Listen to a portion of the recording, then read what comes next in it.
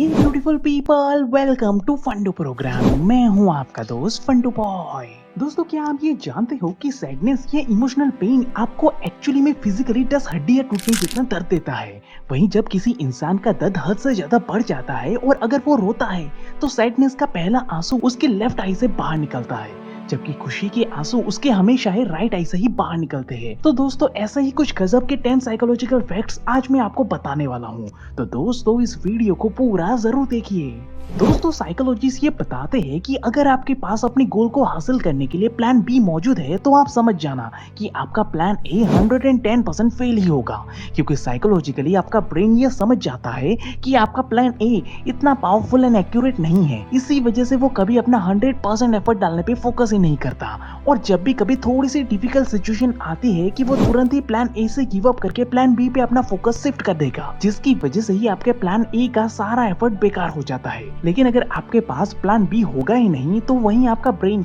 अपनी पूरी ताकत झोंक देगा आपके प्लान ए को सफल बनाने के लिए, और तब वो ऐसे ऐसे सफलता के रास्ते ढूंढ के निकालता है जिसकी कल्पना किसी ने अपने सपने में भी नहीं की होती है। वहीं अगली चीज, साइकोलॉजिस्ट ये बताते हैं कि ह्यूमन कांट डू मल्टीटास्किंग, यानी कि इंसान एक साथ बहुत सारी चीजें नहीं कर सकते। जैसे साइकोलॉजिस्ट ने कुछ स्टूडेंट जो कि पढ़ाई में और वीडियो गेम खेलने में काफी अच्छे थे, ऐसे स्टूडेंट के दो ग्रुप बनाए और उन्हें एक ही समय पे वीडियो गेम खेलने के लिए और पढ़ाई करने को बोला गया, जिससे कि अब वो बच्चे दोनों ही चीजों को मल्टीटास्क करते हुए सिचुएशन को हैंडल करने लगे। मगर एक्चुअली में उसका रिजल्ट ये आया कि जो बच्चे पढ़ाई में अच्छे थे वो ना तो एग्जाम में अच्छे मार्क्स ला पाए, और जो बच्चे वीडियो गेम खेलने में एक्सपर्ट थे वो ना ही वीडियो गेम में हाई स्कोर के साथ जीत पाए, क्योंकि मल्टीटास्किंग के कारण उनका फोकस एक चीज पे पूरी तरह से था ही नहीं। इसी वजह से उनके अंदर काबिलियत होने के बावजूद भी वो इस एक्सपेरिमेंट में सक्सेस हो ही नहीं पाए। अगर आप भी इसे प्रैक्टिकली एक्सपीरियंस करना चाहते हो तो आप भी गेम खेलते हुए पढ़ाई करने की कोशिश कर सकते हो, और फाइनली उसका रिजल्ट क्या आया वो आप मुझे कमेंट करके जरूर बताना। अब दोस्तों, साइकोलॉजी की रिसर्च ये बताती है कि जब किसी इंसान की डेथ होती है, यानी कि किसी इंसान की किसी वजह से मौत हो जाती है, तो उसकी धड़कनें रुकने के बाद भी उस इंसान का दिमाग 7 मिनट तक बिल्कुल परफेक्ट तरीके से काम कर रहा होता है,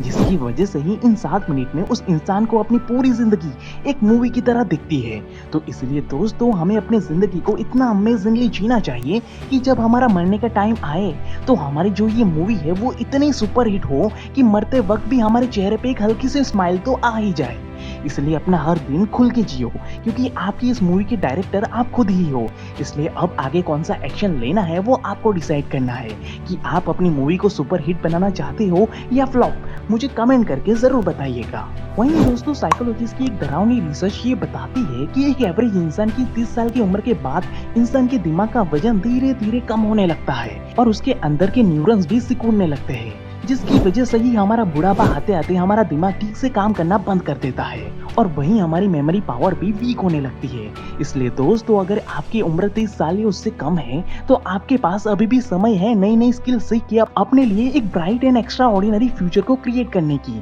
वरना बढ़ती हुई उम्र में तो आपका दिमाग भी आपका साथ छोड़ देगा। तो अब आपका प्रीशियस टाइम संभाल के इस्तेमाल करना, वरना आगे जाकर पछतावा के अलावा आपके हाथ में और कुछ नहीं आएगा। अब दोस्तों, अगला साइकोलॉजिकल फैक्ट बहुत ही इंटरेस्टिंग है, क्योंकि साइकोलॉजिस्ट ये बताते हैं कि जब कोई इंसान हद से ज्यादा गुस्से में होता है तो तब उसके माइंड का वो हिस्सा एक्टिवेट हो जाता है जो किसी भी इंसान का सच बोलने के लिए इस्तेमाल होता है, क्योंकि गुस्से के दौरान हमारा ब्लड एक्सपोनेंशियली फ्लो करने लगता है, जिससे कि हमारी बॉडी एंड माइंड में एक भारी मात्रा में ऊर्जा पैदा होती है जो हमारे ब्रेन में काफी सारे न्यूरॉन्स को एक्टिवेट कर देती है। यही वजह है कि गुस्से में इंसान कई बार अपने दिल में छुपाए हुए कई सारे राज सच सच बोल देता है, क्योंकि गुस्से में चाहकर भी आपका माइंड झूठ बोल ही नहीं पाता, क्योंकि झूठ बोलने के लिए क्रिएटिव माइंड का इस्तेमाल होता है जो कि क्रिएटिव और भ्रामक चीजों को पैदा करता है, मगर गुस्से के कारण ये क्रिएटिव माइंड काम करना ही बंद कर देता है। इसलिए गुस्से में लोग चाहकर भी कभी झूठ बोल ही नहीं पाते। अगर ये चीज आपके साथ भी हुई है तो मुझे कमेंट करके जरूर बताना। वहीं दोस्तों, क्या आपको कभी अचानक से ऐसा लगा कि आपका मोबाइल फोन जो है वो एकदम से रिंग कर रहा है या वाइब्रेट कर रहा है, और ये दोनों चीजें आप एक्चुअली में अपने दोनों कानों से महसूस भी कर पा रहे हो, लेकिन जब रियलिटी में आप मोबाइल को चेक करते हो तो आपको पता चलता है कि मोबाइल तो एक्चुअली में बजा ही नहीं था। तो ऐसी चीजें अगर आपके साथ भी बार बार होती है तो तब ऐसा कह सकते हैं कि आप भी दुनिया के बाकी लोगों की तरह ही फैंटम वाइब्रेशन सिंड्रोम नाम की बीमारी के शिकार बन चुके हैं, क्योंकि इस बीमारी में एक इंसान को बार बार ये एहसास होता है कि उसका मोबाइल फोन जो है वो वाइब्रेट कर रहा है या रिंग कर रहा है, लेकिन असल में तो मोबाइल में कोई भी हलचल नहीं हो रही होती है। तो अगर आपके साथ भी ऐसा होता है तो मुझे कमेंट करके ज़रूर बताइएगा। वहीं दोस्तों, जैसे कि हमने वीडियो के स्टार्टिंग में ही ये बताया है वैसे कि जब हम बहुत ही खुश होते हैं या हमें एक्सट्रीम लेवल के सरप्राइजेस के साथ खुशी का एहसास होता है, तब हमारे राइट आई से सबसे पहले आंसू बाहर निकलते हैं। जबकि वहीं जब कोई इंसान एक्सट्रीम पेन या दर्द की अनुभूति करता है तो सबसे पहले आंसू उसके लेफ्ट आई से बाहर आते हैं। मगर मजेदार बात तो ये है दोस्तों कि इस बात का रहस्य आज भी साइकोलॉजिस्ट पता नहीं लगा पाए हैं कि ऐसा आखिर होता क्यों है। वहीं दोस्तों, अगली साइकोलॉजिकल रिसर्च आपको कोरोना से लड़ने में बहुत ज्यादा मदद करेगी, क्योंकि साइकोलॉजिस्ट ये बताते हैं कि कठिन से कठिन हालातों में भी अगर आप दिल खोलकर खुश रहते हो तो आपका बॉडी उतना ही ज्यादा एंटीबॉडी सेल्स आपके ब्लड में प्रोड्यूस करता है, जो एक्चुअली में कोरोना जैसे महामारी से बचने के लिए एक ढाल की तरह काम करता है। जिसकी वजह से ही कोविड वार्ड में कई सारे मरीजों को खुश और रिलैक्स करने के लिए डॉक्टर्स और हॉस्पिटल प्रशासन अलग अलग तरह के प्रोग्राम्स का आयोजन करते हैं, क्योंकि हमारी नेचुरल रिकवरी के आगे सारी मेडिसिन फेल हो जाती है, क्योंकि हमारी बॉडी ही सफिशिएंट होती है हमें रिकवर करने के लिए। तो इसीलिए दोस्तों, इस चीज को आप प्रैक्टिकली जरूर आजमाना। अब दोस्तों, अगर आपको अचानक से ऐसा महसूस हो रहा है कि कोई तो इंसान आपको कंटिन्यूअसली घूर रहा है,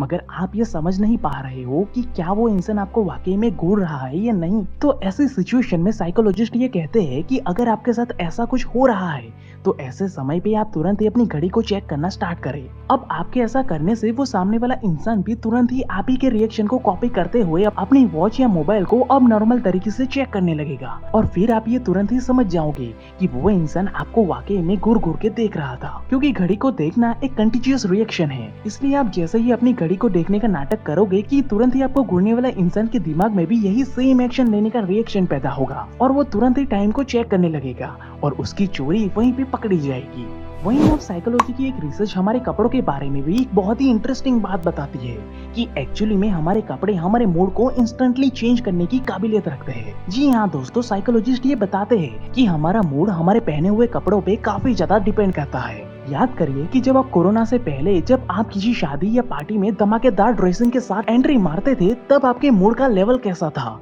लेकिन वहीं अगर सेम पार्टी या शादी में अगर आपको वही पुराने ढीले ढाले बेढंगे से कपड़ों के साथ जाना पड़ता था तब आपका मूड कैसा होता था। आई एम श्योर कि आप खुद इस चीज को कई बार प्रैक्टिकली एक्सपीरियंस कर चुके हो। तो दोस्तों, मुझे अपना एक्सपीरियंस कमेंट करके जरूर बताना। वहीं अब आज का बोनस फैक्ट ये है कि साइकोलॉजी की रिसर्च ये बताती है कि हम इंसान जाने अनजाने उन लोगों के बिहेवियर एंड हैबिट को कॉपी करने लगते हैं जिन्हें हम बेहद पसंद करते हैं। यही वजह है कि दुनिया के सभी सफल इंसान किसी न किसी फेमस पर्सनालिटी को अपना आइडल बना करके उन्हें फॉलो करते हैं, ताकि वो भी उन्हीं की तरह सोच, आदत और उनके माइंडसेट को डेवलप करके उन्हीं की तरह अपने जीवन में एक एक्स्ट्रा ऑर्डिनरी सफलता को हासिल कर सके। तो दोस्तों, ठीक इसी तरह आप अपने जीवन में किसे फॉलो करके अपने अंदर एक एक्स्ट्रा ऑर्डिनरी पर्सनालिटी को डेवलप करने वाले हो, वो मुझे कमेंट करके जरूर बताइएगा। आई होप दोस्तों आपको ये वीडियो पसंद आया होगा। अगर वीडियो अच्छा लगा तो जल्दी से इस वीडियो को लाइक और शेयर कर दीजिए, ताकि मुझे पता चले कि आपको ऐसे ही वीडियो और भी देखते हैं।